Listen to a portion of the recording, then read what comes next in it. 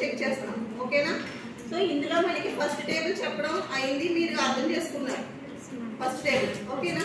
Second equation ఎందుకు వేసాము అంటే మాక్సిమైజేషన్ ప్రాబ్లమ్స్ కి ఆప్టిమాలిటీ కండిషన్ అనేది ఎప్పుడు సాటిస్ఫై అవుతుంది? All Cj minus Zj values అనేవి less than or equal to 0. అంటే Cj మైనస్ Zj వాల్యూస్ అన్ని కూడా 0 ఆర్ మైనస్ వాల్యూస్ అనేది రావాలి. సో మనకి ఫస్ట్ బేసిక్ సింప్లెక్స్ టేబుల్ ఏమొచ్చింది? అన్ని కూడా 2 జీరోస్ వచ్చినాయి, 2 పాజిటివ్ వాల్యూస్ వచ్చినాయి. సో దాన్ని బేస్ చేసుకుని హైయెస్ట్ వాల్యూని తీసుకున్నాం. హైయెస్ట్ వాల్యూని తీసుకుని కన్సర్న్ కీ కాలమ్ అనేది ఫైండ్ అవుట్ చేసాం. సో కీ కాలమ్ ని ఫైండ్ అవుట్ చేసుకుని దాన్ని బేస్ చేసుకుని ఏం చేసామంటే రేషియోని ఫైండ్ అవుట్ చేసాం. అవునా? రేషియో లాగా solution by key column values. So solution లో వచ్చినటువంటి వాల్యూస్ నుంచి మినిమం వాల్యూ తీసుకుని కీ రో అనేది ఫైండ్ అవుట్ చేసాం. ఓకేనా? కీ రో అనేది ఫైండ్ అవుట్ చేసాం. దేని బేస్ చేసుకుని? దేని బేస్ చేసుకుని?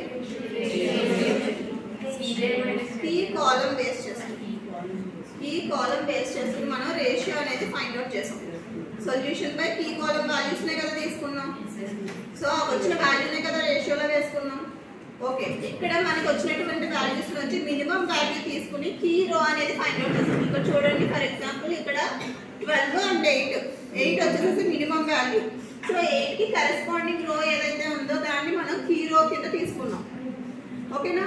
సో కీ కాలమ్ కి కీ రో కి ఇంటర్సెక్షన్ పాయింట్ ఏదైతే ఉందో, ఇంటర్సెక్షన్ వాల్యూ ఏదైతే ఉందో దాన్ని మనం కీ ఎలిమెంట్ కింద తీసుకున్నాం.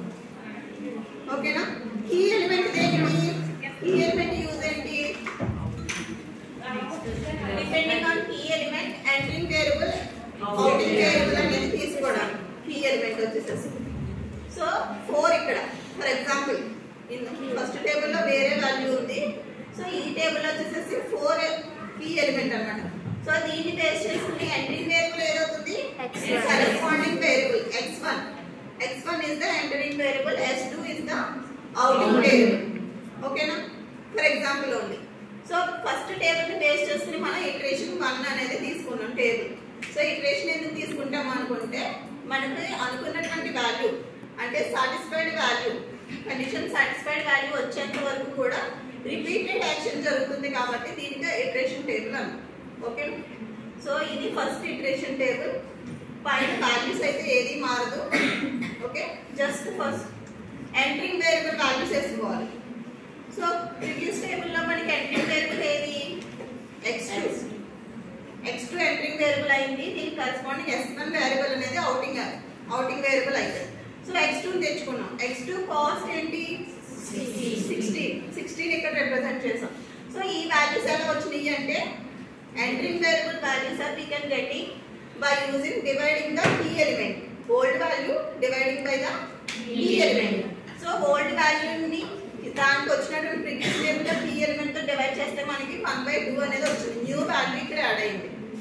అలాగే 4, 5 వాల్యూస్ కూడా ఇది 1/2, 1, 1/20, 0 and 6 కూడా మనకి ప్రీవియస్ టేబుల్ లో 20 ఇస్ ద key element కాబట్టి కీ ఎలిమెంట్ తో డివైడ్ చేసుకుంటే మనకి ఎంట్రింగ్ వేరియబుల్ వాల్యూస్ అనేవి వచ్చాయి.